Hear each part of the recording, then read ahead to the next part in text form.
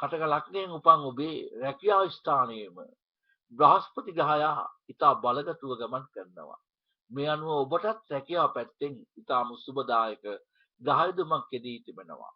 ඇත්තෙන්ම කටක ලග්න ඔබ විදේශගත වීමට විදේශගතව සිටින ඔබ තවත් විදේශ රටකට ගමන් කිරීමට සූදානම් වන්නේ නම් ඒ බලාපොරොත්තු ඉෂ්ට වෙනවා.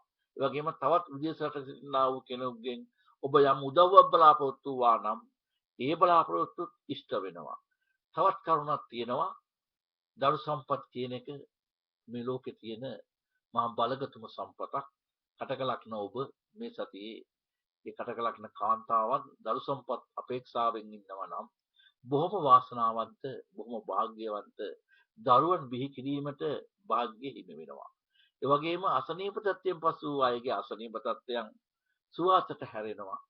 කාලය තිස්සේ පැවති සතුරු කරදර වලින් නිදහස් වීමක්. එක්කෝ සතුරු කරදර ඒ සතුරන් සමග මිත්‍ර වීමකින් හෝ එහෙම නැත්නම් සමාදාන වීමකින් හෝ ඒවයි නිදහස් වීමක් පෙන්눔 කරනවා. ඔබට සුබයි මේ සතිය. කටක ලග්න ඔබට මේ සතිය සඳහා සුබ අංකය වන්නේ අංක 4.